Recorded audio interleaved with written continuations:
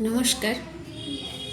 আজকে একটা খুব গুরুত্বপূর্ণ বিষয়ে কথা বলার জন্য এলাম, শেয়ার করার জন্য, এবং সমস্যাটা খুব গুরুতর, তাই জন্যই আমার কথা বলার সাহসিকতা আমি দেখালাম। কারণ হচ্ছে যে উত্তরোত্তর এই জিনিসটা এত ছিল, আগেও ছিল। যেটা বলি, আমার কাছে একজন এসছিলেন, আমাদের আমার ছেলেমেয়েরাদের স্কুলে পড়ে, সেখানেই একজন গার্জিয়ান। তো তিনি বলছেন যে আমার বন্ধুস্থানীয় আমাকে বলছে যে আমার না ভালো লাগে না, জানো তো, আমার খুব কষ্ট হয়, আমার ভেতরটা আমি বুঝতে পারি না আমি কী করবো, এক এক সময় আমার মরে যেতে ইচ্ছা করে। তো আমি বললাম, কেন এরকম কথা কেন বলছো? তো সে বলল যে আসলে কি বলো তো, আমি আমার সন্তানকে ভালোভাবে গড়ে তোলার জন্য সকলে তো চায়, তো আমিও চেষ্টা করছি, আমি চেষ্টা হয়তো করে যেভাবে ভাবছিলাম বা যেভাবে চেষ্টা করার কথা আমি ভাবছি, সেক্ষেত্রে আমার প্রচণ্ড একটা কঠিন পরিস্থিতির মধ্যে আমায় যেতে হচ্ছে, যেখানে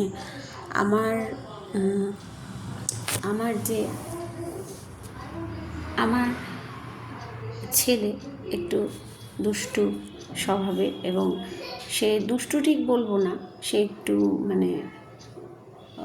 যেরকম হয় ছেলেরা ন্যাচারাল একটু নড়চড় হয়।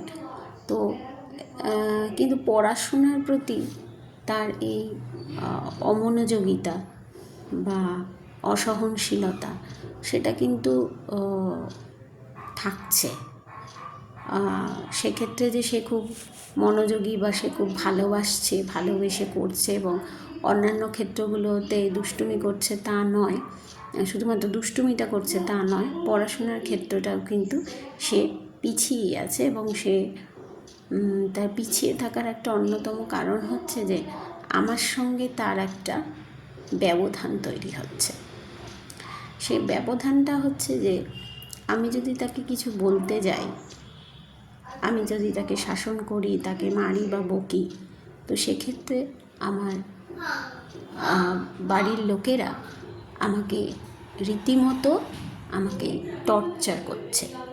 আমাকে তারা মানসিকভাবে এবং শারীরিকভাবেও আমাকে কিন্তু আঘাত করার চেষ্টা করছে আমার ছেলের সামনে। তো সে যখন এটা দেখছে, তখন খুব স্বাভাবিকভাবে ওর সঙ্গে ওর আর আমার চিন্তাভাবনার মধ্যে, ও তো ছোট, ওর চিন্তাভাবনা এখনও এত দূর পৌঁছতে পারতো না যদি না ও এই জিনিসগুলো দেখতো। তো যখন ও দেখছে, একটু হলেও তো মানুষ তো বুঝতে তো শিখে গেছে, বোঝার বয়স হয়ে গেছে। তো যেটা দেখছে, তো আমাকে কি ও আর সম্মান করতে সেভাবে পারবে বা আমাকে মানবে কি? আমার এহেন অবস্থায় আমার আর কোনো উপায় থাকে না, আমার আর কিছু আমি এই লড়াইটা কতদিন চালিয়ে যাব আমি জানি না, কারণ এইটা খুব ছোট বিষয় মনে হলেও এই একটা বাচ্চা যখন পড়াশোনা শুরু করে নার্সারি থেকে বা প্রি নার্সারি থেকে, এবং তারপর আস্তে আস্তে তার পড়াশোনার জীবনটা তো অনেকখানি, তো সেক্ষেত্রে পড়াশোনাটা শুধু পড়াশোনা নয়, সেক্ষেত্রে ডিসিপ্লিন সব কিছু এগুলো রিলেটেড। তো সেই জিনিসগুলো বোঝার ক্ষমতা যদি যাদের মধ্যে নেই একদম, আমাকে কে কী বলবে আমি জানি না, কিন্তু আমি তোমাকে বলছি যে তাদের মধ্যে নেই, এবং যখন নেই তখন আর তখন তাদের মধ্যে নেই, কিন্তু আমার মধ্যে তো আছে। কিন্তু আমি আমার সন্তানকে সেটা দিতে পারছি না। আমার সেই আমার আমাকেও নানা রকম প্রশ্ন করা হচ্ছে উল্টে, যে আমি আমার বাচ্চাদেরকে কেন এরকম করব, আমার বাচ্চাকে, বা আমি কেন এত ব্যতিব্যস্ত হব, বা আমি কেন তাকে গরু ছাড়ার মতো ছেড়ে দেব না তাকে, এবং তাকে আমি মানে তাদের কথা হচ্ছে যে আমরাও বাচ্চা মানুষ করেছি, তো সেক্ষেত্রে বাচ্চা মানুষ করেছি, আমাদেরও বাচ্চা হয়েছে, আমরাও সব কিছু করতাম, তো এইটা তাদের কাছে একটা আধিক্যতা বা বলে তাদের মনে হয়, এটার কোনো প্রয়োজনীয়তা নেই। তো এখানে অবস্থায় তুমি বলো। তো আমি একটা জিনিস বললাম, মানে ওকে আমি বললাম যে দেখো, আমি তো কোনো মানে স্টুডেন্ট কাউন্সিলর নই, বা আমি কোনো মনোবিজ্ঞানীও নই, কিন্তু আমি জানি যে আমাদের স্কুলে আমাদের যখন পিটিএম হয় তখনও এরকম বহু মায়েরা আসেন যারা কিন্তু টিচারকে এই কথা বলেন। টিচার যখন বলেন যে আপনার বাচ্চা এত এত প্যাম্পার চাইল্ড কেন, মনে হয় বাড়িতে খুব প্যাম্পার চাইল্ড, আপনার বাচ্চা কথা শোনে না, ট্যান্ট্রাম করে, তো এগুলো তো স্কুলে চলবে না। তখন মায়েরা কিন্তু বলে যে দেখুন ম্যাডাম, আমার আসলে বাড়িতে আমি তো একা নই, বলে যে আমি তো একা নই, আমার এরকম বাড়ির লোকেরা আছে যারা আমার বাচ্চাকে তাদের সব রকম বায়না মেটায়, এবং তাদেরকে বায়না না করলেও কিছু জিনিস দিয়ে দেয়, এবং সেখান থেকে ওর একটা ধারণা হচ্ছে যে আচ্ছা আমি এই জিনিসটা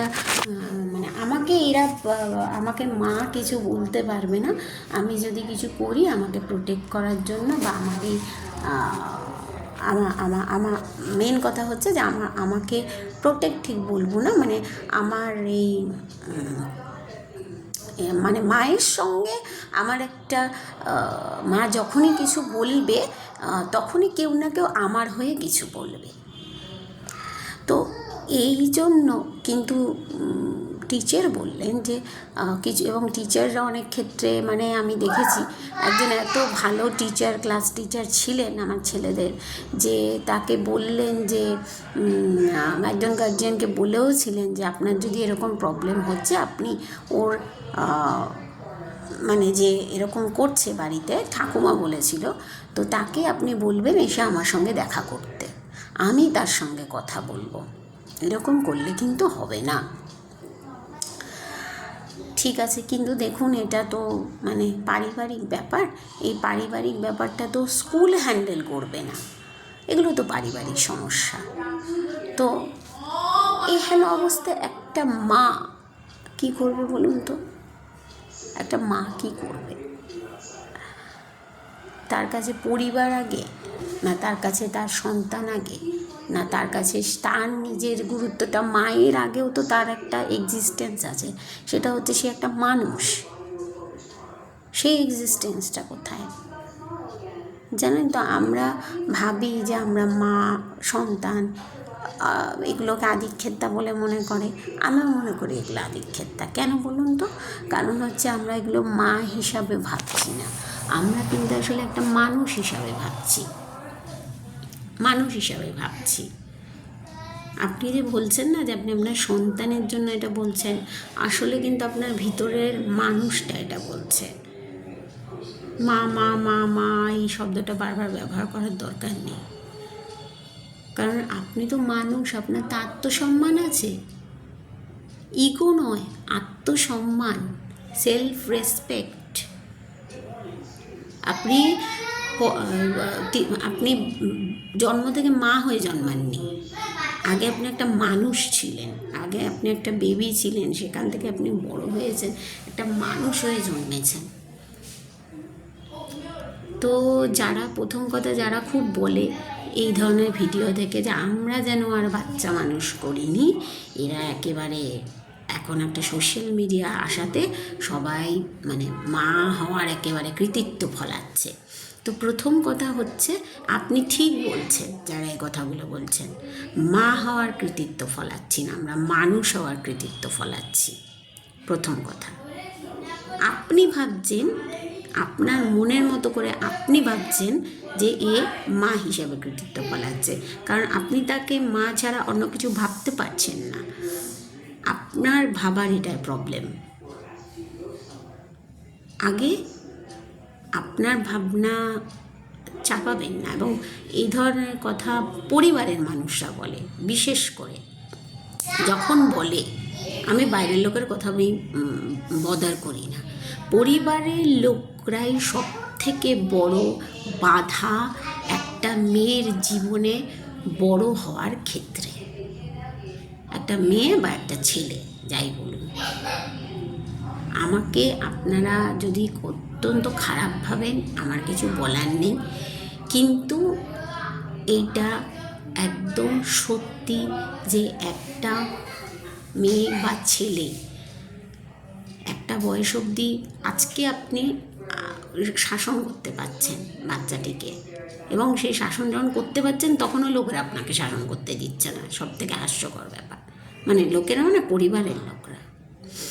তো বাইরে যখন বড় হবে তাদের কিন্তু এটা কিন্তু সাইকোলজি, যে একটা বয়সের পর আমরা বাচ্চা কাচ্চার গায়ে হাত তুলতে পারি না। বাচ্চা বলা যায় না, তখন তো সে বড় হয়ে যায়, হাত তুলতে পারি না, কারণ সেটা তার ক্ষেত্রে অন্য জায়গায় চলে যায়, জিনিসটা অন্যভাবে, তখন তার আত্মসম্মানটা আরও গড়ে ওঠে, তাই জন্য। কিন্তু আমার কথা হচ্ছে যে বাচ্চাটি যা করছে, কারণ এই যে প্রবলেমটা না, এটা কিন্তু কিছুটা জেনেটিক হয় বাচ্চার ক্ষেত্রে। এটা কিন্তু এমন নয় যে বাচ্চা যে হচ্ছে, এবং সেটা একমাত্র পরিবারে মাই বুঝতে পারে। বারবার মা কথাটা আমাকে বলতেই হবে, এক্ষেত্রে কিছু করার নেই, ঠিক আছে? তো এই যে প্রবলেমটা জেনেটিক হয়, এবং এমন বলবো না আমি সব ক্ষেত্রে, কিন্তু আমি দেখেছি অনেক ক্ষেত্রেই এটা জেনেটিক। কারণ বাচ্চা, এটা তো বিজ্ঞানসম্মত ব্যাপার যে বাচ্চা তো মা বাবার জিন দিয়ে তৈরি হচ্ছে। তো সেক্ষেত্রে বাবার জিনটা বা মায়ের জিনের যে গুণাগুণগুলো বা দোষগুলো, সেগুলোও তো বাচ্চার মধ্যে আছে। সেই জায়গাটা তো আপনারা অস্বীকার করলে হবে না। তো যেই বাচ্চাটা এইরকম একটু স্বভাবের, সে কথা শুনতে চায় না, সে একটু পাগলামো করে, তাকে একটু যদি ট্যান্ট্রাম করা হয় সে উচ্চস্বরে চিৎকার করে, সে মানে কী বলবো, তাকে একটু শুধু জাস্ট খোঁচার দরকার, এবং পরিবারের প্রচুর লোকরা আছে সেই খোঁচাটা দিতেই ভালোবাসে তাকে, এইটাতেই তাদের আনন্দ, তো ওইটা দরকার। এবার যেই বাচ্চাটা সেরকম নয়, সেক্ষেত্রে তো মায়ের কোনো অন্যরা সেখানে সেই সুযোগটাই পাচ্ছে না। কিন্তু এক্ষেত্রে এই বাচ্চার ক্ষেত্রে সেই সুযোগটা তৈরি হচ্ছে। তো সেইটার জন্য তো আমি বাচ্চাটিকে দায়ী করব না, মাকে দায়ী করব, আমি কাকে দায়ী করব? দায়ী করার সময় তো অনেক পড়ে থাকবে। আগে তো ভাবি যে সমস্যার সমাধানটা কী করে করব। তো এইবার ব্যাপারটা হচ্ছে যে আরেকটা কথা যেটা আমি বলি খুব ইম্পর্টেন্ট, সেটা হচ্ছে যে সব থেকে দুর্ভাগ্যজনক বিষয় যে এক্ষেত্রে পরিবারে, মেয়েটি আমাকে বলেছিল ওই মহিলা, যে আমার সব থেকে দুঃখের বিষয় কি জানো, সেটা হচ্ছে যে আমার এই যে সমস্যাটা, এটা কিন্তু শুধুমাত্র আমার আমার স্বামীর দিক থেকে নয়, এটা আছে, তাদের দিকটা আছে অবশ্যই, এটা কিন্তু আমার অন্য দিক থেকেও রয়েছে। তাহলে একটা দিক থেকে যে এই বাচ্চাকে নিয়ে এই যে ব্যাপারটা, যে তুমি শাসন করতে পারবে না, আমাদের জিনিস আমরা শাসন করব। তো এই যে অধিকার বোধটা, এবং তাদের মনে হচ্ছে যে তাদের এই যে ভালোবাসা দেখানোর একটা প্রবণতা, সেটা কিন্তু তারা মনে করছে যে তারা সেই ভালোবাসাটা দেখিয়ে বাচ্চাটিকে নিজের করে রাখতে পারছে, এবং তারা মানুষের কাছে সেটা কিন্তু সেই যে ভালোবাসাটা যে দেখাচ্ছে, সেটা কিন্তু বাইরের লোকদের কাছে কিন্তু তারা খুব সুন্দরভাবে, নিখুঁতভাবে সেটা জানাচ্ছে বা প্রকাশ করছে না যে তারা কোনোভাবে বাচ্চাকে প্রশ্রয় দেয়। সেক্ষেত্রে কিন্তু তারা খুব সুনিপুণভাবে সেটা কভার আপ করে যাচ্ছে, যাতে বাইরের লোকেরা বুঝতে না পারে যে বাচ্চাটিকে মানে তারা প্রশ্রয় দিচ্ছে এবং মায়ের শাসনকে তারা মাকে মারতে উদ্যত হচ্ছে বাচ্চাটির সামনে, এটা যাতে বাইরের লোকরা বুঝতে না পারে। তো সেক্ষেত্রে বাইরের লোকদের, এবং এক্ষেত্রে বাইরের লোকেরা তো কিছু করবে না বা বলবে না, তো এগুলো সাংসারিক ব্যাপার। এবং বাইরের লোকরা যদি বলেও, সেক্ষেত্রে কিন্তু বাইরের লোকরা আপনার সন্তানটিকে বড় হওয়ার পরে দেখবে না বা তার ভবিষ্যৎ তারা গড়বে না। একটা কথা আছে জানেন, যে নিজের ছেলে পরে, হ্যাঁ, নিজের ছেলে ভালো থাকুক, মানে পরের ছেলে উচ্ছন্নে যাক। নিজের ছেলে পরমানন্দ, পরের ছেলে যাক উচ্ছন্নে যাক, তাই আনন্দ। তো এই যে ব্যাপারটা, এটা তো চিরসত্য। এই যে এবার দুঃখের বিষয় হচ্ছে যে মেয়েটির, যে মহিলার যে অন্যান্য পারিবারিক সমস্যা, মানে দিকগুলো রয়েছে, তার নিজস্ব পারিবারিক পরিবার, যেটা আমার নিজস্ব পরিবার বলতে আমি দুই তরফই বলবো, বিবাহিত পরিবার এবং অবিবাহিত অবস্থার পরিবার। এই দুই পরিবার নিয়েই তো মেয়েদের পরিবার তো মেনলি, এবং নিজের একটা পরিবার আমি এখন আলাদা করে ডিফাইন করি। কেন জানেন তো? কারণ হচ্ছে যে এই দুই পরিবার না একটা মেয়েকে বড্ড কষ্ট দেয়। আমি এরকম কিছু মানুষকে জানি, বা দুর্ভাগ্য কবলিত নয়, মানে দুর্ভাগ্যজনক পরিস্থিতি, দুর্ভাগা মহিলাকে জানি, যে যার কোনো দিকেই সুখ নেই, তাদের দুটো পরিবারে তার যে পরিবার বলে তারা যাকে চেনে বা সে যাকে দেখে এসেছে, কোনোদিনও কোথাও থেকে একটুও সমর্থন পায়নি। এবং সেই সমর্থন না পাওয়ার একমাত্র কারণ হচ্ছে যে প্রত্যেকে নিজের স্বার্থ নিয়ে প্রত্যেকে ভাবছে। এখানে প্রত্যেকটা ফ্যামিলি মেম্বার নিজের স্বার্থ নিয়ে ভাবছে, এবং সেই মেয়েটি যখন সেই স্বার্থ পূরণের পথে একটা বাধা তৈরি করছে, এবং সেই বাধা তৈরি সে কেন করছে? একমাত্র নিজের বেঁচে থাকার লড়াইয়ে টেকার জন্য, এবং নিজের সন্তানদেরকে বাঁচিয়ে রাখার জন্য। সে যদি নাও চায়, সে চলে যেতে পারে, সে চাকরি বাকরি করতে পারে, সে ফেলে রেখে যেতে পারে ছেলে মেয়েকে, যা খুশি হোক। সেটার উপায় নেই। সেটার উপায় কি করে থাকবে বলুন তো? না চাইলেও তো তাদের জন্য আপনি যখন জন্ম দিয়েছেন, আপনি চান বা না চান, আপনার দায়িত্ব থেকে তো আপনি সরতে পারবেন না। একটা মেয়ে কী করে তার দায়িত্ব থেকে সরে? সেখানে তো আপনাকে কেউ টিকতেই দেবে না।